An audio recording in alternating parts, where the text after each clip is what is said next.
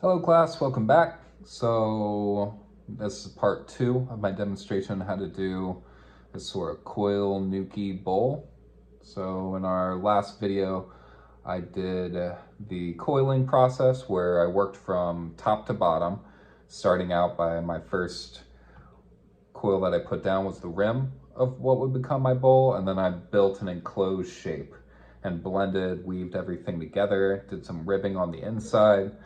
And, then came the drying process. You have to let this thing dry at least for a day so it gets hard enough where I can begin to do some carving into it. So let's get to it. Let's talk about the tools a little bit. Tools I'm going to be using is I'm going to be using this serrated rib a lot once I have the surface of my pot nice and smooth, because I want to add some surface decoration to it.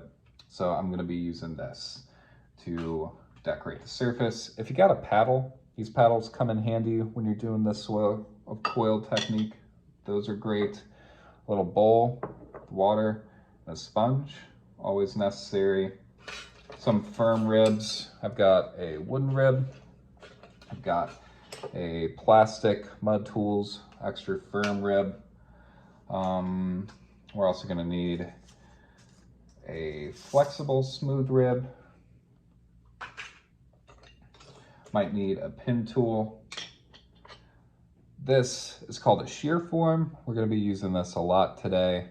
And this is like a kind of a cheese grater where it can like shave down the sides to take out some weight. Could be using this a lot. And where's my last thing? Ah, yes. We're going to need an X-Acto blade too. Or if you've got a good fettling knife, that'll probably work, but I need to remove my bowl from the improvised bat I was working on in demo 1, and this is what's gonna help me cut that stuff off. All right, sound cool? Okay, so let's get out the piece from yesterday. Here we go. So you remember I used an old plate as a bat and was building on top of that. So my first step really is I gotta remove that from the bat. But my foot is dry enough that I can address this a little bit. So I'm gonna get out my compass.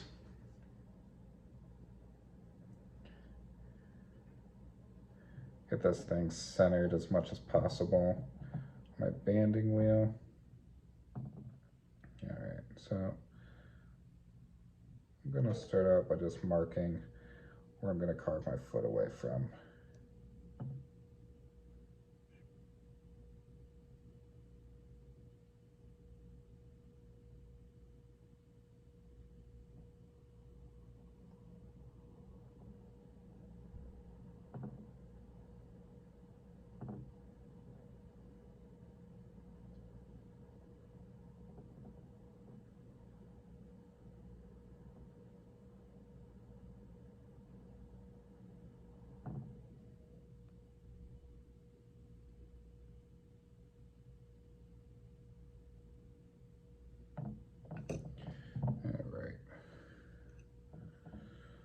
So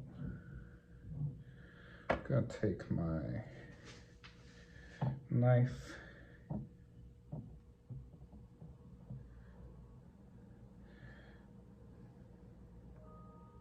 All right, so I'm gonna carve out this foot first. So I've marked out where my foot is gonna go.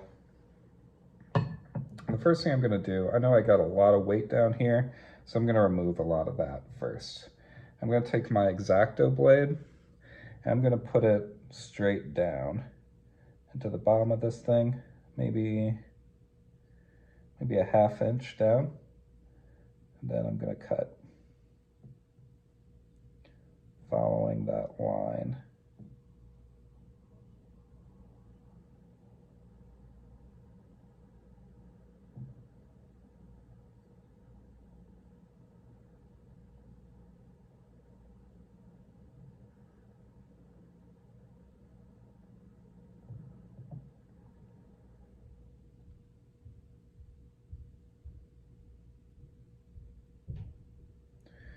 All right, so I've made an incision and going down probably about a 1/2 inch. And now I'm gonna remove some of this clay. I'm first just gonna draw a line.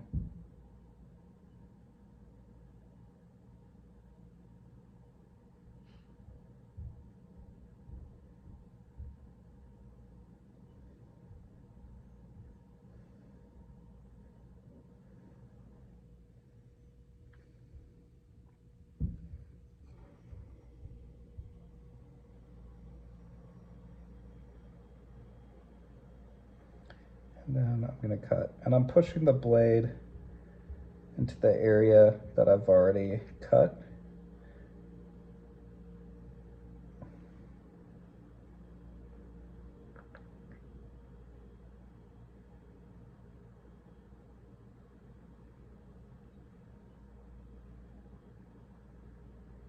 All right, so I've made 2 cuts. My first cut was straight down, and my second cut was sort of up, connecting the 2 lines. That way I can make a little incision and remove all of this. I've already got the starting of a nice foot.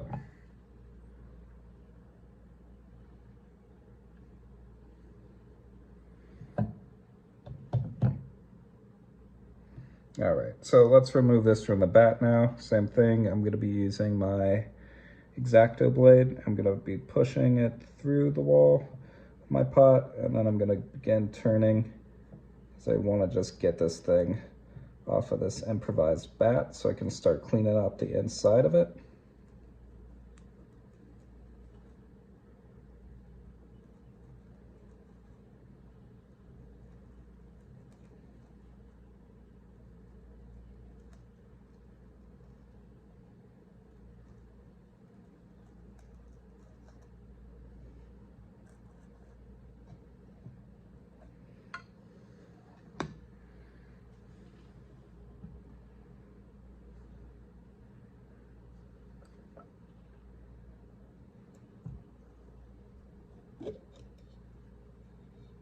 All right, booyah. Okay, and let's look at the inside of our bowl. It's firm enough now, it stands up on its own. It's got a nice tiny little foot, which aesthetically, I think this is pretty significant. I like it when something tapers all the way down to a small little pedestal that's sitting on and then kind of flares up. I think it gives an impression of lightness and makes the piece look almost like it's floating. So I think that's pretty cool. But the inside looks like this. And you know what? It's gonna be kind of hard to eat off of that. So what we're gonna do is we're gonna get our firm rib. Making sure it is clean at first. And I'm just gonna start blending all this stuff together. So I'm going for this area first, and I'm just gonna press down using my rib, and I'm blending that straight into the floor.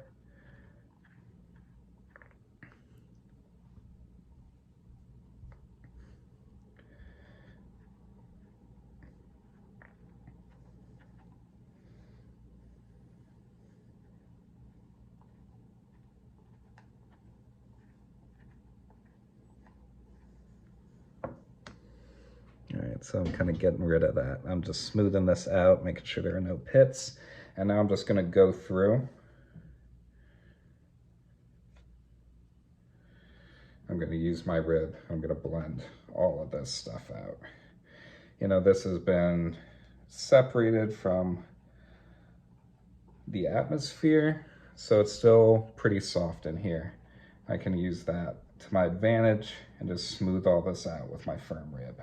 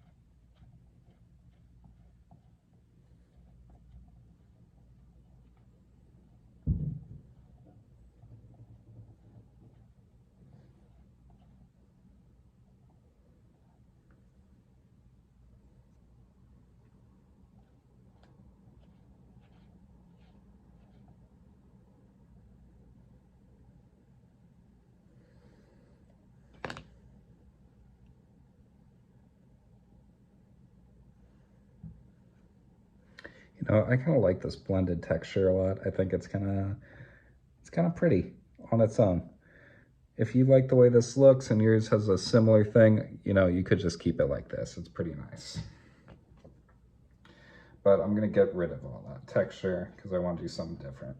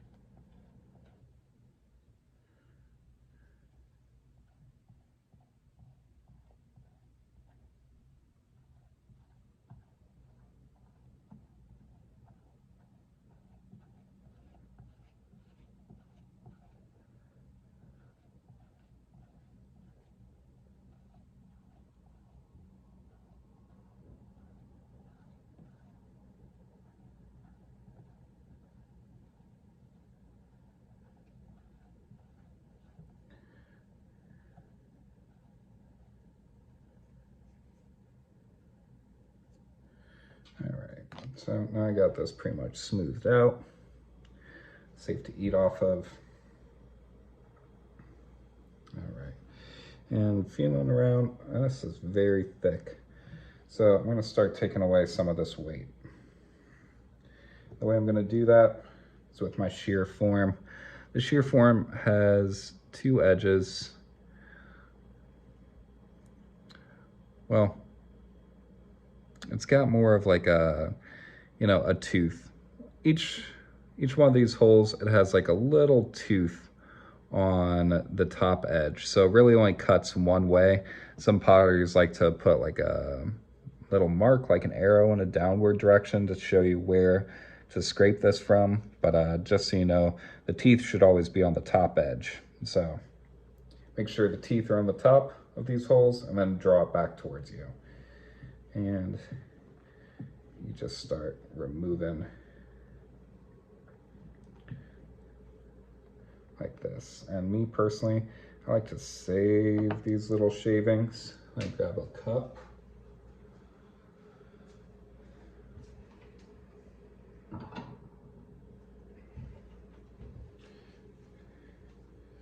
These shavings are great for texturizing things later on. And I'll show you how to do that next week. So I'm just gonna use this shear form. I'm gonna get rid of all this extra weight. This also refines my shape. Smooth it out a little bit.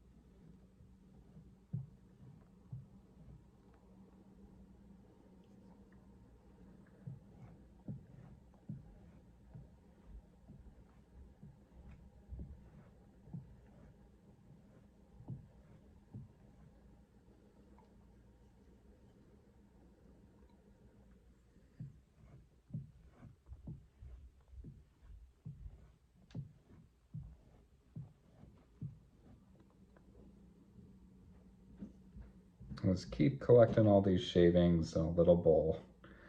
And eventually you're gonna have a pretty nice bowl. See how it's getting a little bit smoother, a little bit nicer of a line. It's gonna be great for our surface decorating in a minute.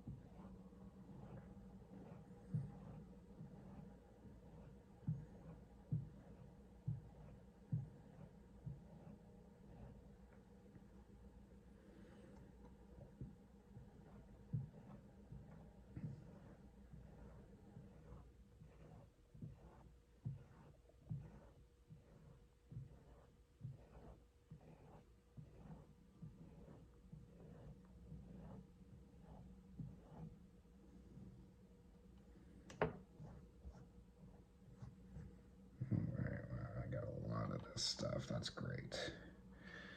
That is great. This stuff, I think, just makes such a cool texture later on, these little shreds.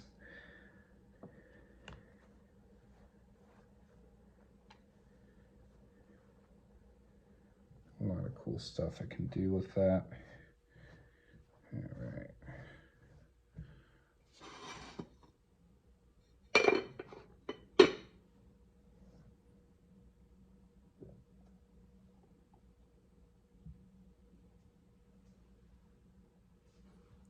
It's looking like a pretty nice bowl. All right. Dress the inside.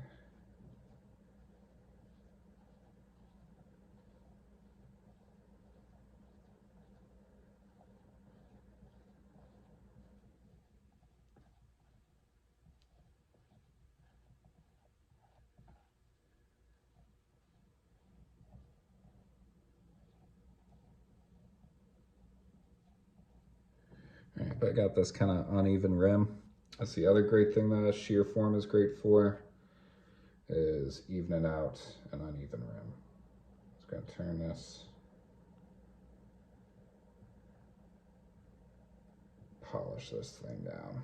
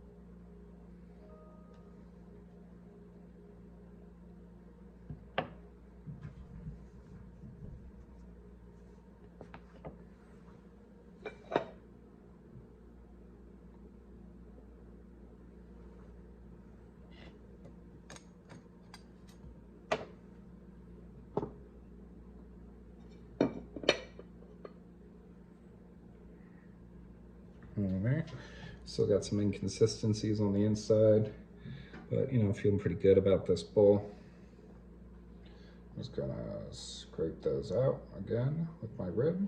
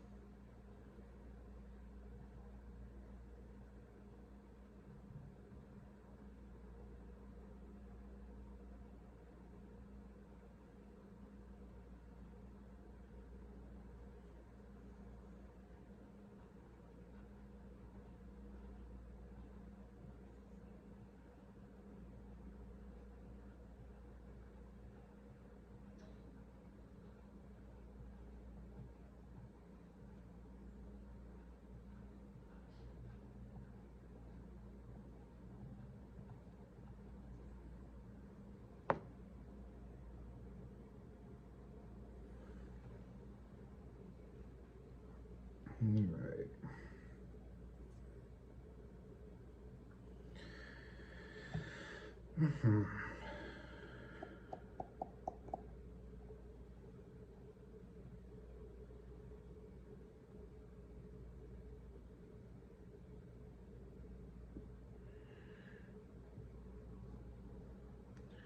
I'm feeling pretty good about this guy, you know?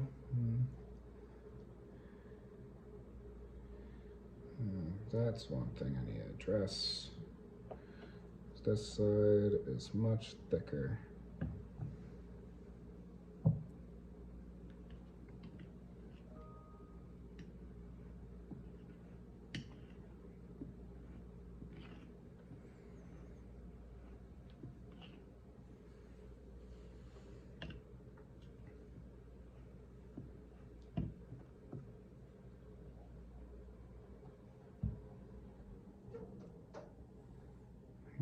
I'm just feeling around for thick spots. I want to make sure that I don't have like a big fat side on my rim and then make it dry all weird. But I think it's good. All right. So this is a little bit soft. And before I address the foot, this thing needs to dry out a little bit more. That way it can support its own weight, but we got a really good start here.